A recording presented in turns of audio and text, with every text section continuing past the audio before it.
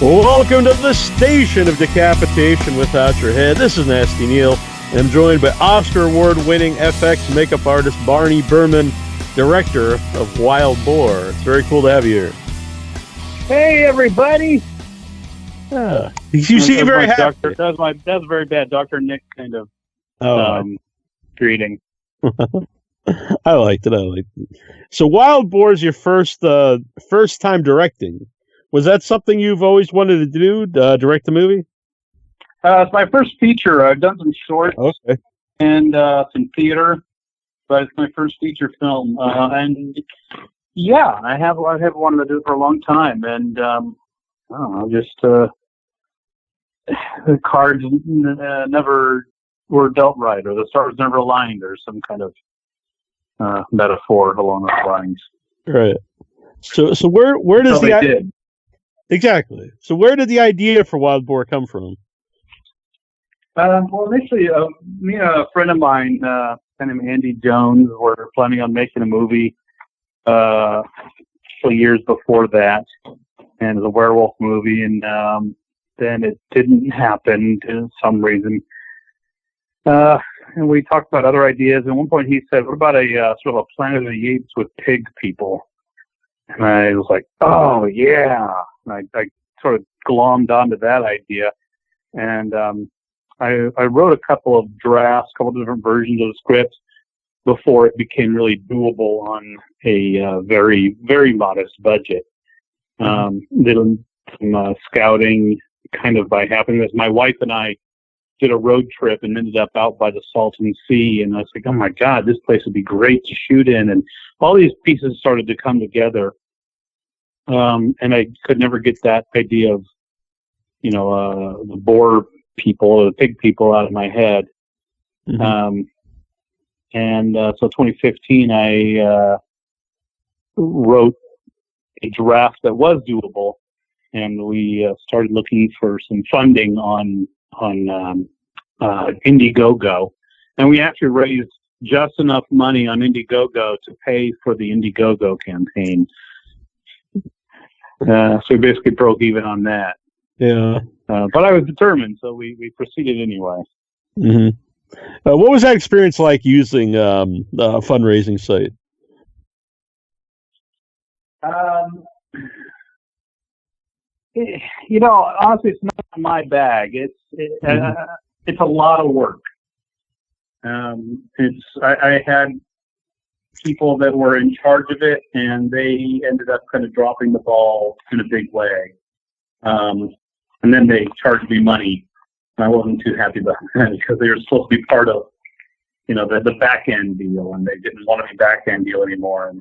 And but I mean, that's aside from the crowdfunding site itself. But it just, you have to keep track of so many things that it becomes kind of more work than it's worth. If you raise a heck of a lot of money, that's great. But if you don't, for me, I would not go that route again. Definitely. So when did you? So you have the idea of pig people in your head. When do you start actually designing what they're going to look like? Kind of all along. Once I started writing, I started doing some designs. I had a great one of the leading creature designers, Jared Morantz. I had him do a design for me, which ended up being on the poster that we have out. We put out a poster at Monsterpalooza recently, and his design is featured there. And then I started also sculpting, and I did a sort of a pig man creature on myself, and I sculpted a secondary head, just sort of a concept design for another one of the characters. And, all this while I was working on the show Grimm and doing other shows at the same time. But like I said, it just kind of stuck with me in my head, so I kept playing with it. With the concepts in different arenas, if you will. Since you actually brought up Planet of the Apes, that's interesting because there are different types of pig people in the movie, just like Planet of the Apes, where, the gorillas are the warriors, and this, like, the big boar guys, like the warrior, then you have, like, the more, like kind of pinkish pig people, and so was that always the idea to do, like, a few different kinds? Oh, yeah. No, I wanted, the first script I wrote, had those two, like, the more pig-like character and the more boar-like character, but it also had kind of different sects of society, and they spoke English, and one of them was like the butcher was having an affair with the hunter's wife, and they had a baby piglet and all this different stuff. We realized fairly quickly it was kind of not doable without a pretty monstrous budget, if you pardon the pun. Yeah. So I also love the claim. I'm a big fan of claymation. So anytime a modern movie has claymation in it, I'm very excited. So I was happy to see the claymation at the beginning and at the end. Yeah. It's not technically claymation. Okay. It's stop motion. All right. Fair enough. We made cast and created little stop motion puppets for it, just for the bookends. That's something I actually isn't in the trailer, and I've been kind of keeping it. I don't know if people are going to understand if they see it out of context, all of the stop motion stuff. But hopefully, in context, they'll see it and appreciate it. Yeah, I like it. I dig it. So, I'm glad to hear it. Something my wife was really big on when I somehow I mentioned it'd be fun to do a little stop motion element or something, and she was in love with that idea, and that really encouraged me to give it a try. And I really liked the way it turned out. The woman who directed that, Hans Mulligan, did a really fantastic job. She and her partner Kelsey Hunter did a lot of the design of the miniature sets. It was all done in shop. Oh, okay. Yeah, growing up a huge Ray Harryhausen fan, so anytime I see stop motion, it's exciting. Yeah, me too. I just love things that are like that and things that are practical, and I always wanted to find ways to incorporate different styles of filmmaking into something. So I don't see why not. I remember I was influenced when I was younger. I saw a special about how Indian films often have comedy and drama and action and music and dance, and they're just not one thing. I thought, well, that's great. We should really be mixing up styles and genres and stuff. So I try to do a lot of that. Yeah, it totally worked for me. So where did you shoot it? You said it was like because it looked familiar to me. Like, I assume other things have been shot. It almost looked like where like the Hills Have Eyes were shot. I don't know where that was shot, and actually I've never seen the Hills Have Eyes. Oh, really? Okay. I saw like a scene or two somewhere along the line, but and then I never really sat down and watched either version of it. But I do understand their comparisons. We shot a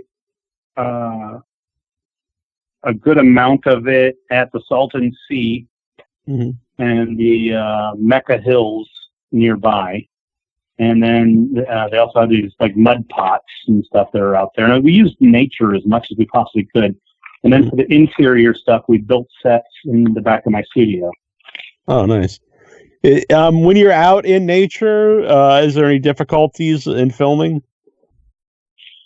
Yeah, tons of difficulties that were not foreseeable. Like we got all our permits. We did everything right. And then we went out there, and the weekend before we went out there, it had a big storm came through, and it washed away like all traces of people like that had been hiking out there, or tourists or campers or anything like that. It was all just gone. But then also, so was a big chunk of the road. So all of a sudden we get out to where we're supposed to go, and we see these signs that says road closed, and we like, oh no. So fortunately we had 2 4x4 trucks that we had to pile everybody and everything into that we could and make trips that were about 1.5 miles along this dirt road that had been washed out. And back into the canyon and then unload and go back and pick up more stuff and more people.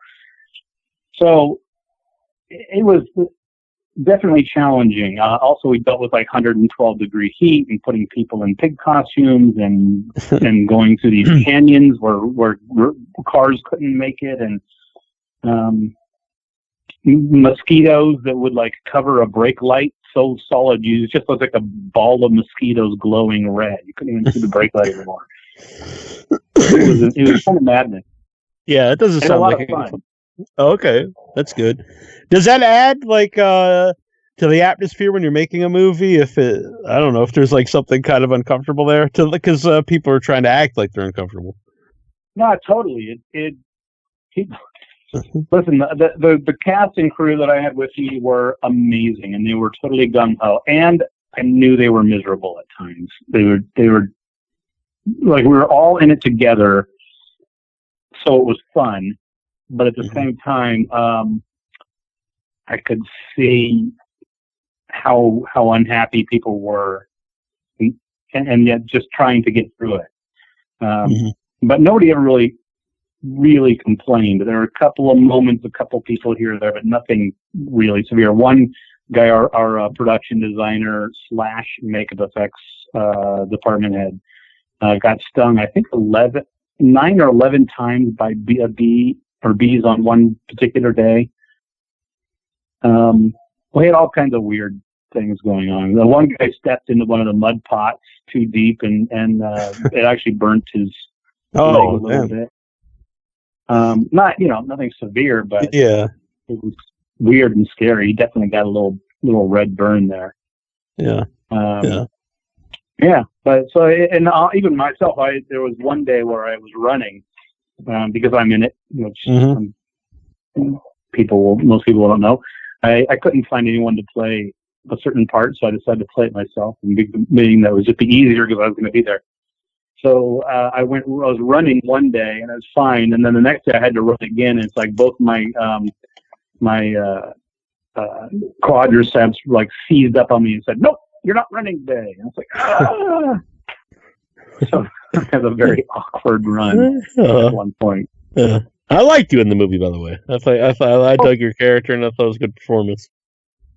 Thank you. I appreciate that. I had really a good time doing it. And Danny Roebuck, it's also good. I didn't outwardly ask him to like direct me, but one day I was doing something, and he comes walking in pig makeup, and he leans down and he goes, "I don't want to be out of line, but you might think about this." And it was so helpful to have him listening in and then come and give me a little bit of guidance, so I didn't have to try and do it like outside myself.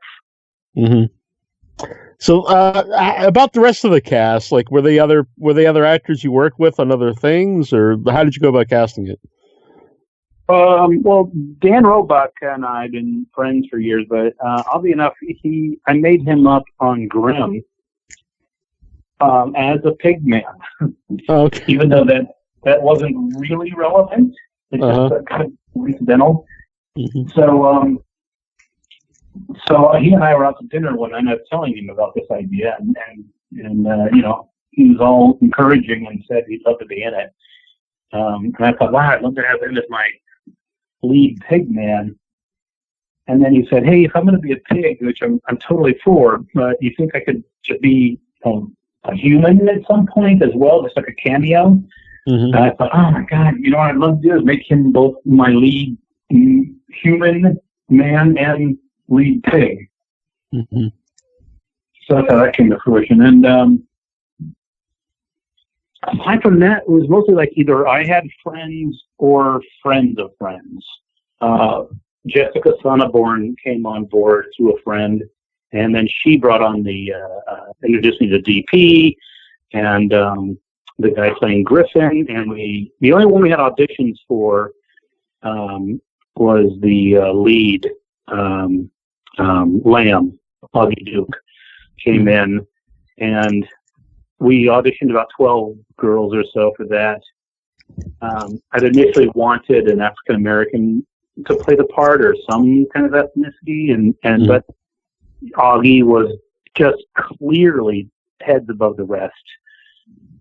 of the people auditioning. Mm-hmm. So I had to go with that. I said, she's the best one. She got it. Yeah. Everybody else is just like a friend or a friend of friend. Jim Neal, who plays Turtle, has been a friend of mine for years. Mm-hmm. My son is in it. At one point, we needed other people, and for like the few kids that show up at the end. And Jessica was like, "Oh, I'm working with this guy on set. He's a PA. He said he wanted to be an actor." I said, "Great, ask him if he wants to be in the movie." And she goes there. She goes, "Hey, do you want to be in a movie?" He's like, "Yeah, I'd like to one day." She goes, "No, do you want to be in a movie this weekend?" He's like, "Yeah." So. So how long did it take you? How long did it take you to shoot? Were you shooting in between other projects, or did you take like a time off to film the movie? It had to be done in little clumps. We did a few days in my studio interiors. Then we went out to the Salton Sea and Pico Rivera, did some scenes there for about 9 days, and then we came back and tore down the set inside the studio and built a new set and shot again a couple months later, on these new interiors. And then we cut the thing together and we did some reshoots. We went out for like 2 or 3 days back to Salton Sea, then a couple more days interiors, and it just went on like that for a couple of years. So, is the geo tracking? Is that something you're interested in? Because it seemed like there's a lot of information about it in the movie. Geocaching? Yeah. No, not to the degree that I am going to go out and do it. Uh-huh. But I thought it was a really fun vehicle for a film like this, because people don't know too much about it. Some do, and then there's a lot of people that don't know about it. And I thought it actually seems like a really fun thing to go do. Yeah, I didn't know about it, and actually watching, I was like, that sounds kind of cool. And the part where it's like leave something of equal or lesser value, is that like a real part of that, like a real thing that people stick to, or? Yeah, I think there's some real diehard geocachers out there. But I don't know. I just don't really have time for it. I have plenty of other things I'm preoccupied with. Yeah. So how long did it take to actually make the pig suit, so the pig mask and the whole costume? Well, because I did it overtime, I'm not sure if I was to do something like that from scratch.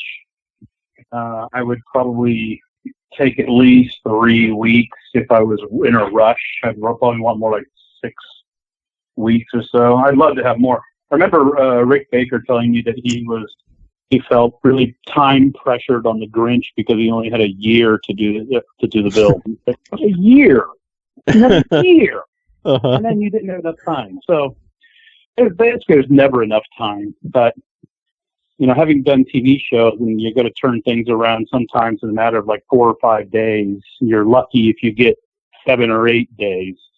I got pretty good at streamlining the process. Yeah. And since it is it's like a crazy wild killer pig people movie, but there's also like a lot of symbolism in the movie, which I really dug. Like when they're butchering a person, I thought that was a great image and a great scene when they have the guy upside down and they're cutting out his entrails.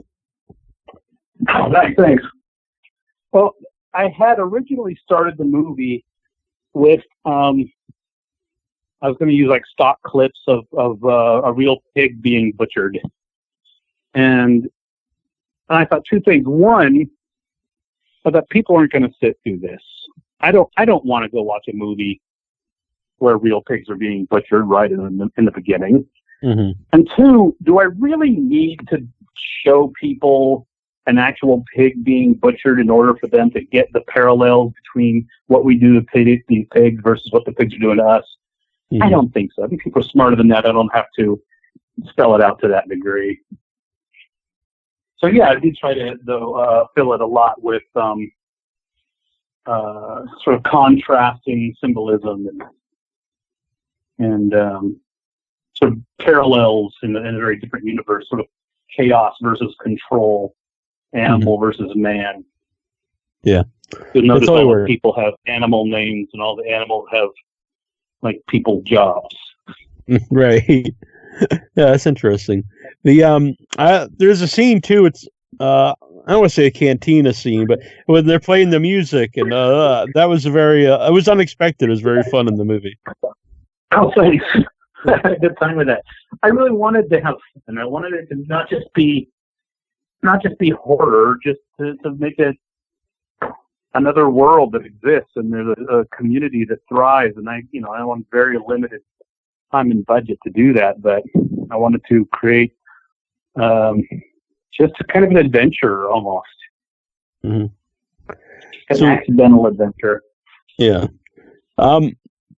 Before you so what made you want to to get into movies at all and make creatures and stuff? I assume you grew up watching monster movies. No, I grew up in monster movies. I have a family of makeup effects artists. Oh, I didn't know that. My father worked with John Chambers on the original Planet of the Apes. My grandfather used to make masks for the Twilight Zone and the Wolfman. Oh, wow. He made the cane that killed the Wolfman. He made the prosthetics. He made Glenn Strange, Frankenstein prosthetics. I think it's for House of Frankenstein. Mm-hmm. My dad used to do makeup tests on me, and he made like a rat suit on me for Food to God, and did tests on me for Invasion of the Body Snatchers. And so it's just always something that was around. Huh. That's pretty awesome. That would be awesome to grow up with all of that. Yeah. It didn't suck.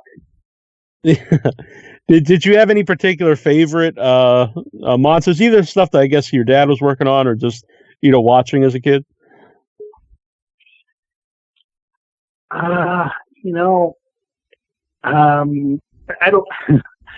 have a lot of good things. I've seen somebody posted a picture of the Prophecy, not the Christopher Walken religious prophecy movie, but the mutant bear movie John Frankenheimer made. With, I know the movie, yeah. Natalia Shire, and someone posted that the other day, and I had a lot of people have mixed feelings about it.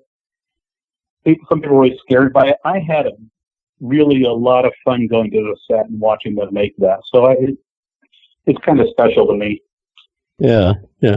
But I also love the Body Snatchers and Cat People and a lot of other things. That I was a big fan of a lot of the films my dad was doing back then. Mm-hmm. Well, which version of Body Snatchers? The 78 version. Yeah, it's one of the best. My dad and I went to Alabama and did the 92 version with Oh, okay. What's his name? Did Abel Ferrara. Mm-hmm. Yeah, the 71 has one of the best endings ever. That's still scary to me when he's got the mouth open. Like, yeah, that's pretty amazing. Oh, that's terrific. Yeah, it's a brilliantly made film. Mm-hmm.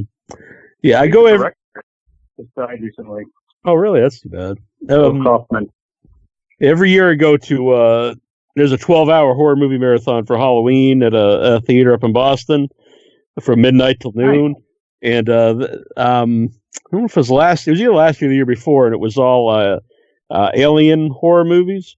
And that was one of the headlines was the original, not the original, nice. The remake. And so it was wild to see it on the big screen in 35 millimeter. Yeah, I'd love to go back and see that on the big screen again. Yeah. So, is your dad still alive? He is. Okay. So he got to see you get into movies and start making movies. Yeah, he did. That's very cool. So, was it something you always wanted to do, or was it something like he wanted you to do, or both?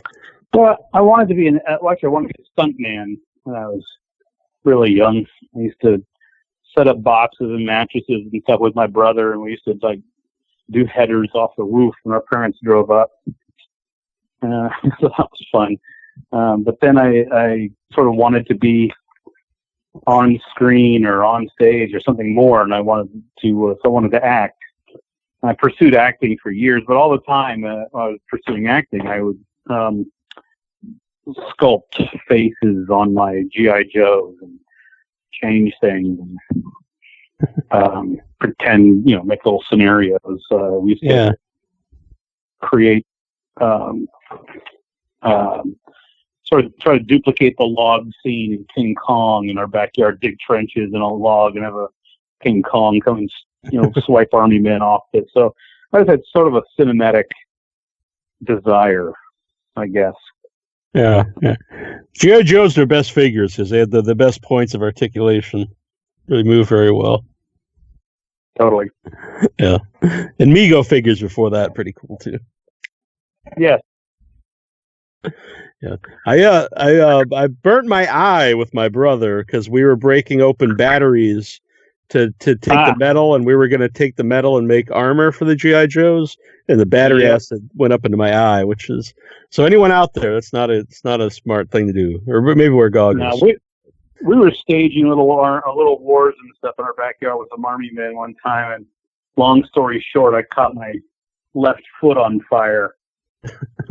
Spilled some gas on it, got too close to the flame, and went running around. My brother's friend sprayed me with a hose and put me out. Yeah.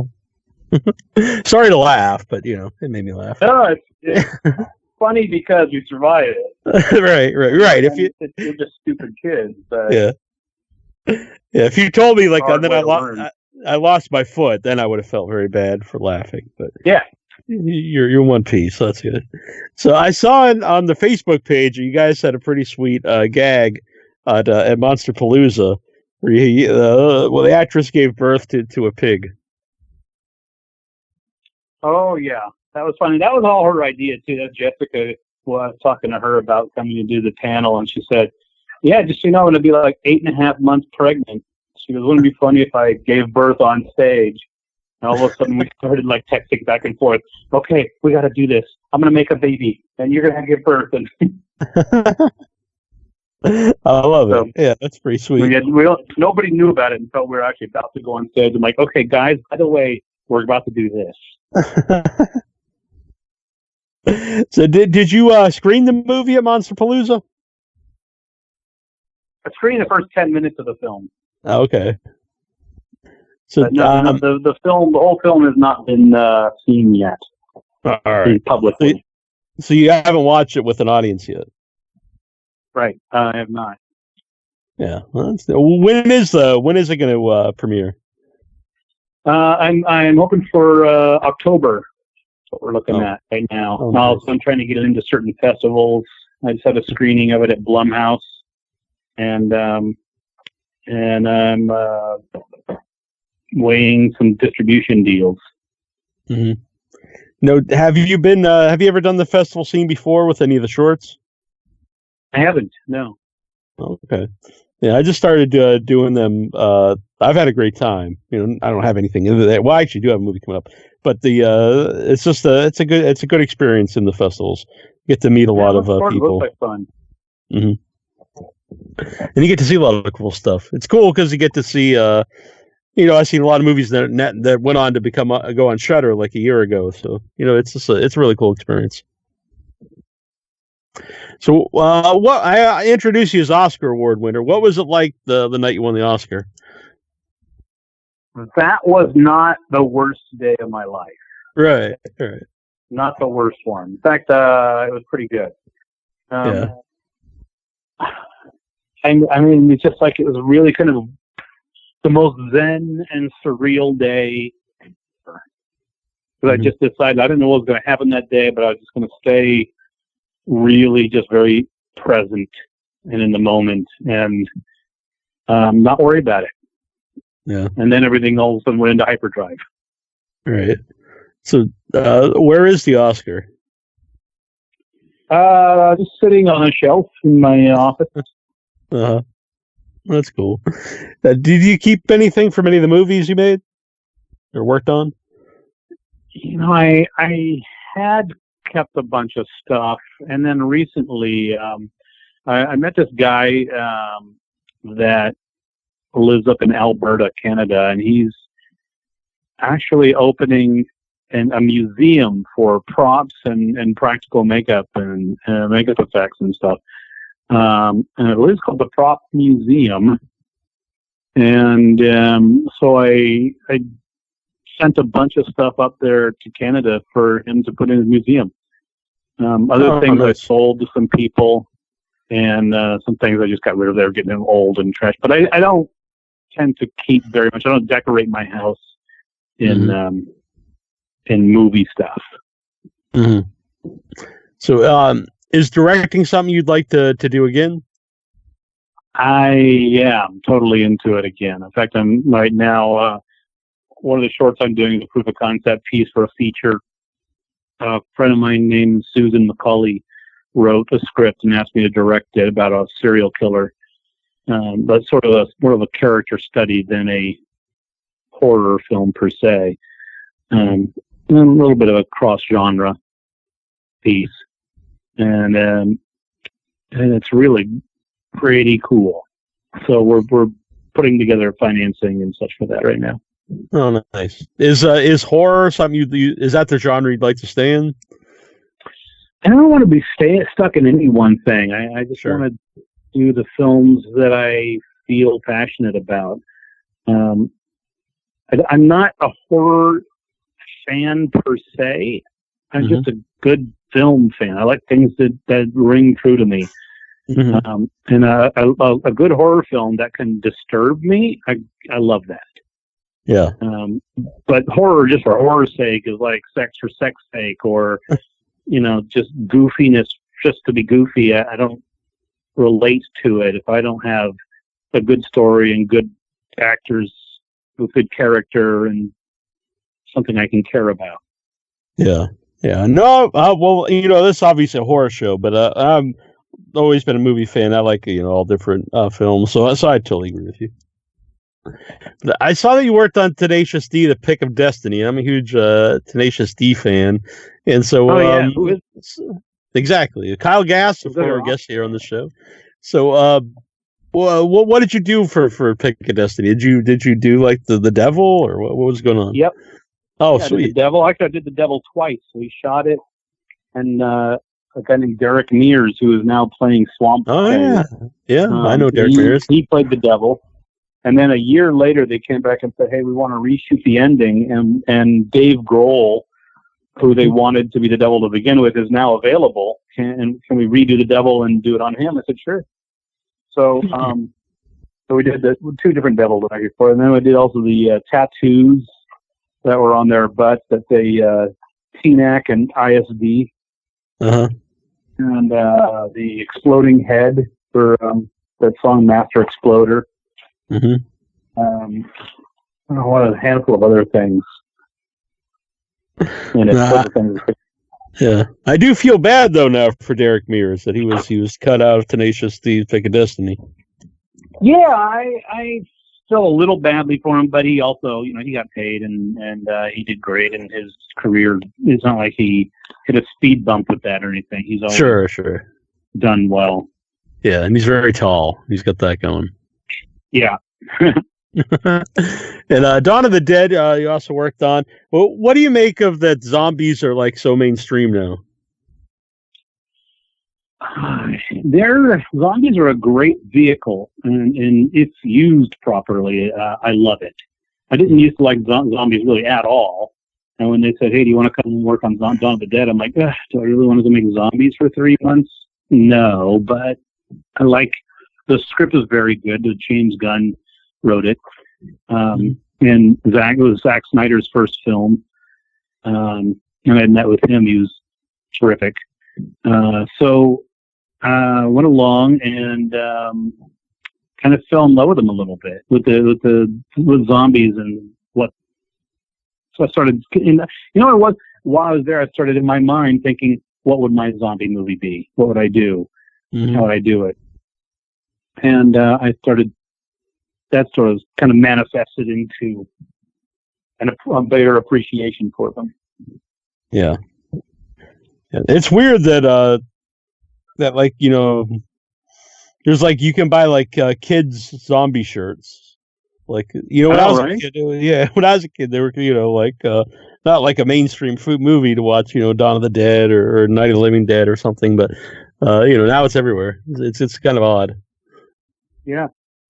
But I mean, now they have like Disney has Vampirina, a little kid vampire that sings and dances. It's just sterilizing everything. It doesn't take away from a good vampire movie. Yeah, exactly. And so Grimm that you've worked on for a long time. What's the difference between like you do a movie for a certain amount of time and then you're doing a series for over several seasons? It's somewhat of a different animal, and all very similar. Either way, you're always going to be pressed for time and money and wanting it to be something special. Not wanting to do it like everything I want it to be great. I want to do it justice. I want to make the producers and director and the writers and everybody happy and have them feel like, wow, look what we all created together. And it's not always easy to do when you have to do it kind of week after week, especially when you're building things in Los Angeles and they're shooting in Portland and you got to kind of fly back and forth. It was definitely a heck of a challenge and taxing. That said, I had a lot of fun, and I got to make things that, most people would never get to make unless they went off and did it by themselves. But I had these guys paying me and saying, hey, we need a chupacabra. We need a, whatever the creature of the week was. Yeah, yeah. I don't want to say like your favorite thing ever made because that'd be hard to pick. But if you were going to show people like stuff that you've made, what like 2 or 3 things would like pop in your mind? Like, oh, this was really cool. Well, for Star Trek, I was going to do a makeup on Derek Mears, and then some wires got crossed, and he had to back out of it. And it ended up being on my buddy Doug Tate, and I didn't really know before that.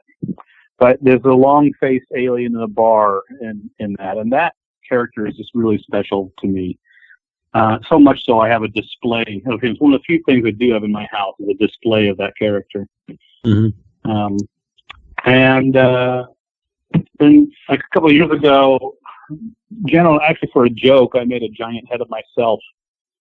And last year I wore it for Halloween, and people just loved it. And it got such a great response. I had so much fun with that.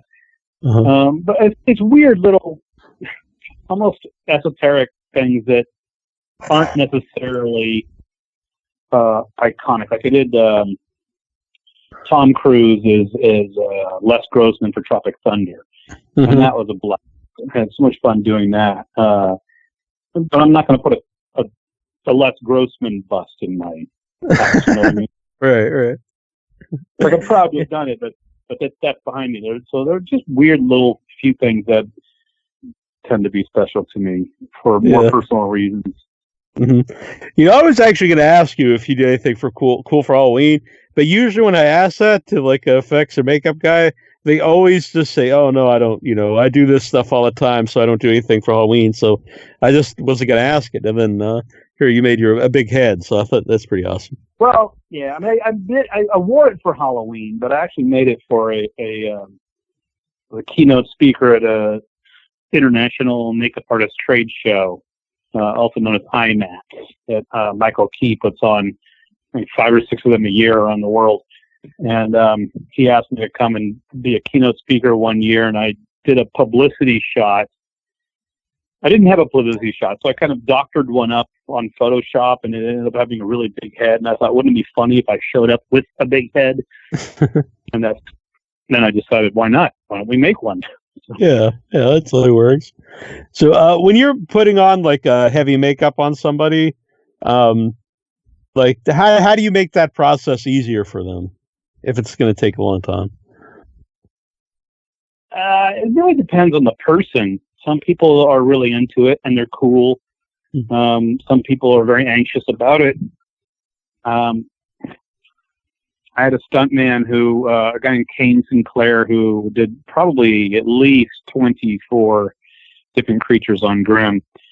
And he loved doing it, but he was also weirdly claustrophobic. So at some point during the makeup, he would have a little silent moment of almost panic.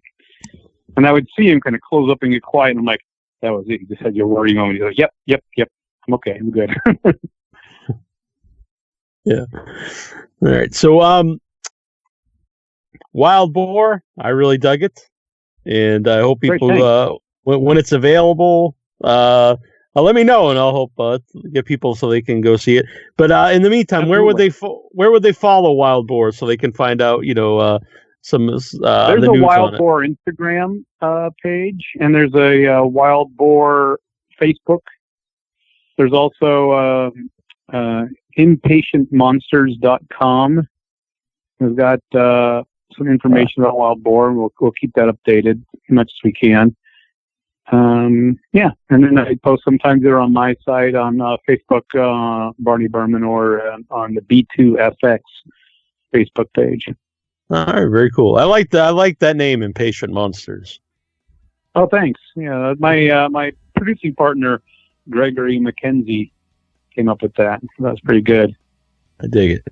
All right. Well, I appreciate you coming on. I had a lot of fun talking to you, and I really dug the movie. Oh, thanks so much. I really enjoyed this.